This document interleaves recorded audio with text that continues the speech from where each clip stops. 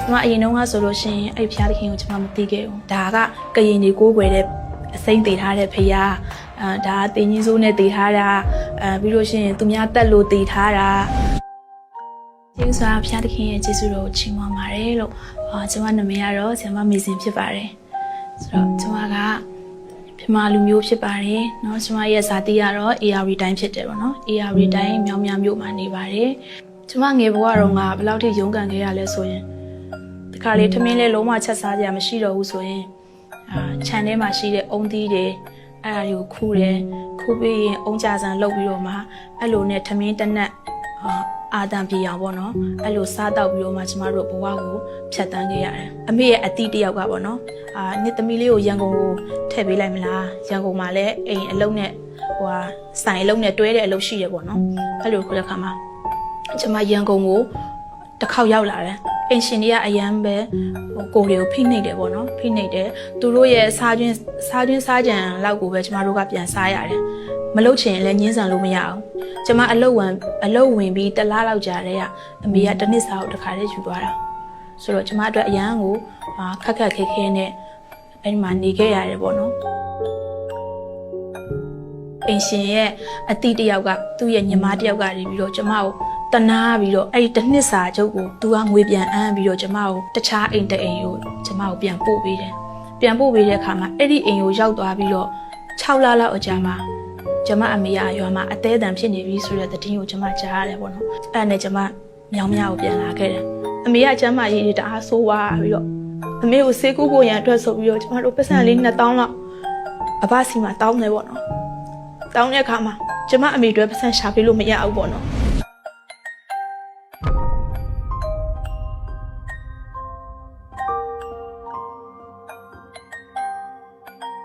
ပြောစရာလေးရှိလို့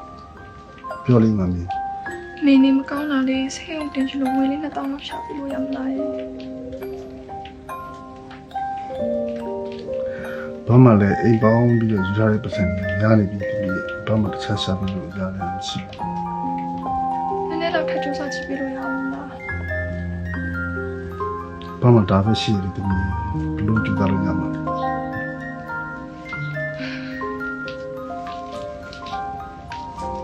အဲ့ဒီကမှကျမအမေကကျမကိုပြောတယ်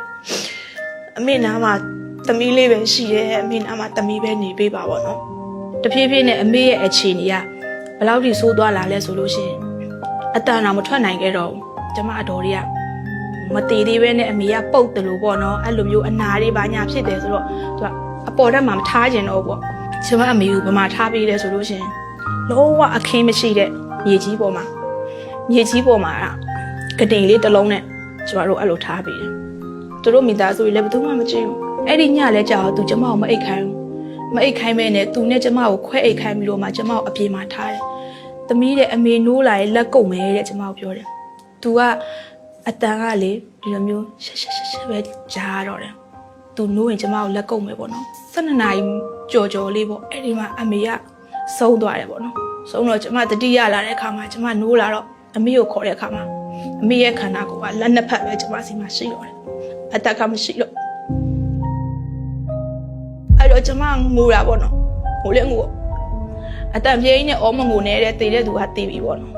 ကျမရခံစားရတဲ့ကျန်တဲ့အထော်သားချင်းဦးမင်းတွေတယောက်မှမကြည့်ကြဘူးဘာကြောင့်လဲအပယ်ခံထားရတာလေအဲ့လိုလေးနဲ့ဆိုတော့အရန်စိတ်တွေကမွန်းချက်စရာကောင်းနေပေါ့နော်ကျမတို့အရန်ထွက်ပေါက်ရှာခြင်းတယ်အဲ့လိုထွက်ပေါက်ရှာခြင်းတဲ့အခါမှာကျမဘာလုပ်လဲယောက်ျားနောက်လိုက်သွားအောင်ဒါပေမဲ့အဲ့ RC လို့ပြောတဲ့ကျမအမျိုးသားနဲ့ကျမညားတဲ့အခါမှာလဲကျမကသူကလည်းသူ့ရဲ့ဒီ RC ရိုမန်ကက်သလစ်မေတော်ကိုသူကိုးကွယ်တယ်ကျမကလည်းကျမဘာသာကျမရဲ့ယုံကြည်ရာဖြစ်တဲ့ဒီမြန်မာဗုဒ္ဓဘာသာဖခင်ကိုပဲကိုးကွယ်တယ်အဲ့ဒီအချိန်ထိကျမကိုဒီနေ့ယေရှုကအသက်ရှင်တဲ့ဖခင်ဖြစ်တယ်ကယ်တင်ရှင်ဖြစ်တယ်ဆိုတဲ့အကြောင်းကိုလည်းကျမလုံးဝမသိဘူးအဲ့လိုမျိုးနဲ့ဖြတ်တန်းလာရင်လည်းကျမ22နှစ်ပေါ့နော်22နှစ်ကျမအိမ်အောင်တက်တန်းက10နှစ်ဆိုရင်ကျမ30ဝန်းကျင်လောက်ပေါ့နော်အဲ့ဒီအချိန်လောက်မှာငါတရုတ်ပြည်မှာအလုပ်သွားလုပ်တော့မယ်နင်တို့သားမိကိုအလုပ်ကိုင်စီးပွားရေးတွေအဆင်ပြေလို့ရှိရင်ပတ်စံလဲပို့မယ်ပေါ့နော်သူအဲ့လိုမျိုးကျမကိုထားခဲ့တဲ့အချိန်မှာဆိုရင်ကျမသမီးလေးကတစ်နှစ်ကျော်လေးပဲရှိသေးတယ်ကျမသားလေးက9နှစ်လောက်ပေါ့နော်ဆိုတော့မစိမ်းရောင်းနေပေါ့နော်အဲ့လိုကျမဈေးရောင်းပြီးတော့ကျမပြန်လာပြီဆိုရင်ကျမထမင်းနေအရန်စားပြီ အဲ့တိုးနေတဲ့ထမင်းကိုကျမစလုံးလေးကိုထည့်တယ်ထည့်ပြီးသွားရင်ကျမအမြဲတမ်းပုံမှန်ဝယ်လာနေကြအဲ့ငပိကျော်90ရန်တုတ်ကလေးရဲ့တို့စရာချင်ဘတ်တုတ်ကလေးရဲ့စလုံးလေးကိုထည့်နေပြီးတော့အလိုကျမစားတဲ့အခါမှာလူကဝမ်းနေမှုတွေအရင်များလာတဲ့အခါမှာထမင်းကမျိုးချလို့မကြတော့ဘူးဒီလေချောင်းမှာထမင်းကတအားတက်တယ်တအားတက်ပြီးကျမရဲ့မျက်ရည်လေးစလုံးလေးကိုတော့ပြုတ်ကြတယ်ကျမအမျိုးသားရဲ့နာမည်ကိုကျမတတာပေါ့နော်ငါဒီလိုဒုက္ခတွေကြုံနေရတာညီငါ့ကိုလာကြည့်စေခြင်းနဲ့မြင်စေခြင်းနဲ့ပေါ့နော်ကျမသမီးလေးဆိုရင်အဲ့ရနိုးလာတဲ့အခါမှာကျမမုတ်ဝဲကျွေးစရာပတ်စံ90မရှိဘူးညစီမှာသွားချီးတဲ့အခါကျတော့90ချီး90ဆိုတဲ့အပြေးလောက်ပဲရတယ်ကျမသားသမီး2ယောက်ကို90တော့1ယောက်ဝဲကျွေးနိုင်တယ်ကျမတည်တဲ့ဒီမမေ့နိုင်တဲ့စကားလေးတစ်ခုရှိတယ်ကျမသားလေးကပြောတယ်မမေရတဲ့ညီမလေးကိုပဲချစ်ပြီးညီမလေးကိုမုတ်ဝဲကျွေးတယ်ပေါ့နော်သားလည်းမုတ်စားခြင်းနဲ့အမေတယောက်နေတဲ့မေပတ်စံရှိတဲ့နေကြရင်ဟောဝတ်သမီးကိုမေဝဲကျွေးမယ်လို့အခုတော့ဒါသမီးညောင်လေးပဲနောက်မှသွားစားပါလို့ဆိုပြီးကျမဒါသမီးနေရာကိုရှင်းဝဲပတ်ပြီးကျမငိုကြွေးခဲ့ရတယ်အဲ့လိုနဲ့ကျမအသိညီမလေးတယောက်ကကျမအရင်လဲရန်ကုန်မှာအလုပ်လာလုပ်ဘူးတော့အမတဲ့ရန်ကုန်ကိုလိုက်ရန်ကုန်မှာ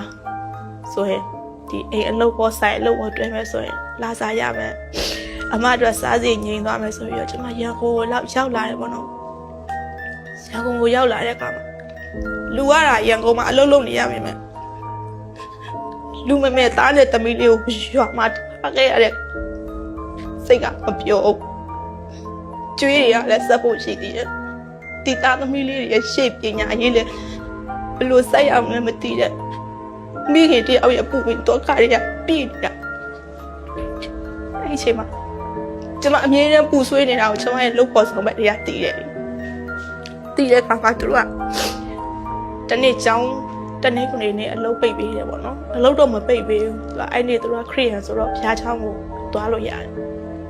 ဆိုတော့ဆိုင်ရှင်ကိုပြောတယ်ဒီနေ့ဘုရားကျောင်းတက်မယ်ပေါ့နော်ကျမကိုအမလည်းလိုက်ခဲ့ပါလားမမလိုက်ရှင်ဦးမိကြီးတယောက်နေတာအဲ့နဲ့ကျမကိုနားအလောက်ဖြစ်တာဘုရားကျောင်းကိုလာလိုက်ခဲ့ပါဘုရားကျောင်းရောက်သွားလို့ရှိရင်စိတ်သက်သာရာတစ်ခုခုရရင်လည်းရမှာပေါ့နော် CBC ကဆရာရောဘတ်ထောင်းလိုက်လို့ဘုရားကျောင်းကိုကျမလိုက်လာခဲ့တာလိုက်လာတဲ့အချိန်မှာဘုရားကျောင်းရဲ့အဲ့လိုဘုရားကျောင်းမျိုးလည်းကျမမရောက်ဘူးလေဆိုတော့ကိုနေကဖွင့်လာတာဘုရားကျောင်းကလည်းအေးနေသလိုဘုရားကျောင်းထဲမှာရှိတဲ့သူတွေကဘုရားကိုချီးမွမ်းကိုးကွယ်နေတဲ့ခါမှာသူတို့မြင်တဲ့ခါမှာကျမစိတ်အရာအေးချမ်းတာလို့သူတို့မြင်ရတယ်။ဒါပေမဲ့ကျမမှမအေးချမ်းဘူးလေ။ကျမမှဒီမှာဝင်နေရအများကြီးပဲလေ။ကျမရဲ့လူမမေသားသမီးစက်ကမဲ့ကျွေးမြေတွေရဲ့အိမ်ဆုပ်ရဲ့အဲ့လိုနဲ့ပြန်ဒုက္ခရောက်တော့ဘုရားကျောင်းလေးကိုကျမဟိုဘက်ဒီဘက်ကြည့်တဲ့အခါမှာအားလုံးကလက်ကလေးတွေမြောက်ပြီးတော့မှဘုရားကိုချီးမွမ်းကိုးကွယ်နေကြတယ်။ကျမဘာလို့မှမသိဘူး။အဲ့ဒီအချိန်မှာအရှိရ worship ဦးဆောင်တဲ့ဆရာနဲ့ဆရာမ2ယောက်ကယေရှုဖခင်ကတည်သောအရှိဆိုတဲ့တခြင်းလေးကိုသူတို့ကစတင်ပြီးတော့ကိုးကွယ်ရပေါ့နော်။ဒါလည်းအခုမှကိုးကွယ်တယ်လို့ပြောပြတတ်တာ။အိမ်မှာကျမမသိခဲ့ဘူး။အဲ့လိုကိုးကွယ်တဲ့အခါမှာမိတ်ဆွေတဲ့တင်ဘဝမှာတဲ့ဒုက္ခတွေရောက်နေလားတဲ့ဒုက္ခဆင်းရဲခြင်းတွေကြုံနေလားတဲ့သူယေရှုကိုခေါ်ကြည့်တဲ့အဲ့ယေရှုကသင်ကိုကယ်ပေးနိုင်တဲ့ဖခင်ဖြစ်တယ်ဆိုတော့ကျွန်မစီထဲမှာလေသူတို့ပြောတဲ့ယေရှုကတကယ်အသက်ရှင်တာလားသူတို့ပြောတဲ့ယေရှုကတကယ်အသက်ရှင်နေဆိုအဲ့ဒီဖခင်ကိုကျွန်မအားကိုးခြင်းနဲ့ကျွန်မသိခြင်းနဲ့ကျွန်မညီကိုမောင်နှမတွေလည်းအားကိုးလို့မရအောင်အတော်သားချင်းတွေလည်းအားကိုးလို့မရအောင်ကျမမျိုးသားလည်းကျမကိုထားသွားတာဒီနေ့ဒီချိန်ခါလေးပြန်မလာဘူးသူတို့ပြောတဲ့ယေရှုရဲ့တကယ်အသက်ရှင်ပြီးတော့မှတကယ်ကယ်ပေးနိုင်နေဆိုရင်သမီးအခုလိုခံနေရတဲ့ဒုက္ခစီးရေးခြင်းတွေလည်းသမီးကိုကယ်ပေးပါကျမအဲ့လိုစကားပြောလိုက်တာပေါ့နော်စူတောင်းနေဆိုတာလည်းကျမမသိခဲ့ပါဘူးအဲ့လိုမျိုးပြောပြီးတော့ကျမရှားချောင်းထဲမှာဘလို့ဒူးထောက်ပြီးကျမငိုလိုက်မိမှမသိဘူးကျမပြောမယ်ဆိုရင်အားကိုးတာပေါ့နော်တကယ်ကယ်ပေးနိုင်တယ်ဆိုရင်ကျမကိုဒီပြဿနာတွေဒီအမှုရာတွေဒီဒုက္ခတွေတဲကသမီးကိုကယ်ပေးပါဆိုပြီးကျမတကယ်ပဲ နှလုံးသားကြည်ဝဲစွာနဲ့မြေနဲ့ကျွန်မတကယ်ငိုကြွေးပြီးတော့မှဖះကိုစကားပြောပြီးကျွန်မဒူးထောက်လိုက်တဲ့အချိန်မှာကျွန်မကိုတူတယောက်ကနေပြီးတော့မှအဲ့လိုလက်နဲ့ဒီလိုလက်နှစ်ဖက်နဲ့ကန်ပြီးတော့မှကျွန်မကိုအဲ့လိုထွေးပွေတာထွေးပွေပြီးတော့မှကျွန်မနားထဲမှာအတန်ကြားရတယ်။ဟာသမီးထားတင်နာမှာဘသူမှမရှိနဲ့ငါနဲ့နောက်မှာအမြဲရှိရဲဆိုတဲ့အတန်ကိုကျွန်မကြားတော့လေကျွန်မကိုဘသူစကားပြောတာလဲပေါ့အဲ့လိုမျိုးကြည့်တာကျွန်မနောက်မှာဘသူမှမရှိဘူးဒါပေမဲ့ကျွန်မစိတ်ထဲမှာတူတယောက်ကကျွန်မကိုနှွေးထွေးစွာနဲ့ထွေးပွေပြီးတော့အားပေးတယ်ဆိုတဲ့စကားကိုကျွန်မကြားလိုက်တာအဲ့လိုကြားလိုက်တဲ့အချိန်ကနေစပြီးတော့သမီးတလောက်တော့ဒုက္ခဆင်းရဲရောက်နေတော့သမီးငရဲနောက်တမလို့မှသမီးဘယ်လိုလုပ်ပြီးတော့လဲကောင်းတဲ့နေရာရောက်နိုင်မှာလဲတကယ်ဒုက္ခဆင်းရဲခြင်းတွေကလည်းတကယ်ကေပေးတဲ့ဖရားဖြစ်တယ်ဆိုသမီးကိုတတ်သိပေးပါသမီးကြားခြင်းနဲ့တီးခြင်းနဲ့ဆိုတော့ကျွန်မအဲ့လိုလေးတော့ဖရားကိုစကားပြောပြီးဆုတောင်းတယ်အဲ့လိုနဲ့ကျွန်မအလုပ်လုပ်တဲ့နေရာကိုကျွန်မပြန်လာတယ်တကယ်လွတ်မြောက်ရတဲ့အခွင့်ကိုလည်းပေးတယ်ကျဆာဒီကယ်တင်ချင်းတင်တန်းတွေပေါ့နော်ကယ်တင်ချင်းတင်တန်းတွေဘာတွေပေးတဲ့အခါမှာကျွန်မဖះကိုတိတိလေးရအစပေါ့နော်တကယ်ရှေ့ဦးစွာဘာကိုခံစားရလဲဆိုတော့ငြိမ်သက်ခြင်းတွေရလာတယ်စိတ်နှလုံးထဲမှာငြိမ်သက်ခြင်းတွေရလာတယ်ကြားရွေးကွာသွားပြီးမှပြန်တွေ့ရတဲ့ဟိုအဖပေါ့နော်ကေပေးနိုင်တဲ့သူကိုပြန်တွေ့ရသလိုကျွန်မထဲမှာအယမ်းပျော်အယမ်းဝမ်းမြောက်ပြီးတော့လေတစ်ချိန်လုံးသူနဲ့ပဲကျွန်မစကားတွေပြောခြင်းနဲ့တစ်ချိန်လုံးသူနဲ့ပဲကျွန်မဟိုမိတ္တဟာရဖွဲ့ခြင်းနဲ့ပေါ့နော်အဲ့လိုလေးနဲ့ကျွန်မသွားတဲ့ခါမှာဘသူရဲ့ဟိုနှိုးဆော်ခြင်းတွေဘသူရဲ့တိုက်တွန်းခြင်းတွေမှမပါဘဲနဲ့ကျွန်မထဲမှာဖျားပေးတဲ့ချစ်ချင်းမေတ္တာကိုကျွန်မထဲမှာတကယ်ခံစားရတယ်ယုံကြည်ခြင်းတွေကိုလည်းတကယ်ဖြစ်လာတဲ့အခါမှာသခင်ယေရှုခရစ်တော်ဘုရားကိုကျွန်မရဲ့အသက်သခင်ကယ်တင်ပိုင်ရှင်ဖြစ်ကျွန်မယုံကြည်ပြီးတော့ကျွန်မနှိမ့်ချင်းမင်္ဂလာကိုခံယူလိုက်တယ်ကျွန်မရဲ့အဖေကဝေကလိတည်င်းကောင်းကိုငရဲကလွတ်ချောင်းကိုဟောရင်အဖေကဘေးရတယ်ပြီးတော့ငရဲကြမဲ့အကြောင်းကိုပြောတယ်အတိုက်ခံတွေပြောတာပေါ့နော်အဲ့နေ့ကဗုဒ္ဓဖူးနေ့မမရရဖြစ်တယ်ကျွန်မကလက်ပုတ်တာအောက်ပိုင်းဘက်မှာယုံကြည်သူတွေမြန်မာလူမျိုးအယောက်20ကျော်တက်သေးခံခြင်းနဲ့အင်ဝေကလေးလှုပ်ဆောင်ဖို့ရတော့ကျွန်မတို့တွားကြတယ်ဆိုင်ကယ်တစ်စီးကို3ယောက်နဲ့တွားကြတယ်တွားတဲ့အချိန်မှာအဖေကအကောင်ကြီးဒါပေမဲ့ကျွန်မဟိုမှာအင်ဝေကလေးလုံနေတယ်နှုတ်ဘတ်တော်တွေဝင်ငါတက်သေးတွေခံပြီးလုံနေတဲ့အချိန်မှာအဖေကအထက်လာအောက်ရှောတွေဖြစ်ပြီးတော့တဲ့လုံးဝမျက်စိမျက်နှာတွေပြက်ပြီးတော့ဒီမှာကြွကြွကြီးတော့ခင်းထားရပြီတဲ့ဆေးရုံတင်မှပဲရတော့မယ်ဆိုကျမပြန်လာအောင်စောင့်ကြတယ်လုံးဝသူတို့ဆေးရုံမတင်ကြဘူးအဲ့ဒါနဲ့ကျမဖះကိုဆက်ပြီးဆုတောင်းတယ်ဖះခင်အဖေရဲ့အသက်ရှင်ခြင်းနဲ့တည်ခြင်းကကိုရောလက်ထဲမှာရှိတယ်နော်အဖေရဲ့အသက်တာကိုရောလက်ထဲမှာပဲအပ်ထားတယ်နော်ဆိုပြီးတော့မှကျမတို့ပြန်လာကြတယ်အဲ့နဲ့လမ်းမှာလုံးဝကြံ့ကြတော့အကူကဖုန်းဆက်တယ်ညီမလေးညီဘယ်ရောက်နေပြီလဲအဖေကဒီမှာအခြေအနေတော်တော်ဆိုးနေပြီဒီမှာပြာကုန်ပြီဒါကြီးလည်းကြာကုန်ပြီเนาะအတန်တွေလည်းမထွက်နိုင်တော့ဘူးအဲ့ဒီအချိန်မှာကျမထဲမှာနှုတ်ကပတ်တော်ကစကားပြောလာတာဖြစ်တယ်။ရှားသခင်ရန်ကောင်းမြတ်တာနော်ကျမတို့ပြန်လာနေကြလမ်းမှာချိုးချိုးရှူရှူရောက်ရမယ့်လမ်းမှာကြင့်ကြာစေတာဒါဟာဖခင်ကတက်တည်ထူဖို့ရန်အတွက်နမိတ်လက္ခဏာမြင်ရမှုအချိန်ရောက်ပြီဆိုတာကိုကျမထဲမှာခံစားရတဲ့အခါမှာအဖေနာကိုသွားပြီးတော့မှဒူးထောက်တယ်အဖေခေါင်းပေါ်မှာလက်တင်တယ်ကျမဖျားသခင်ကိုစက္ကန့်အနံဆူတောင်းလိုက်တယ်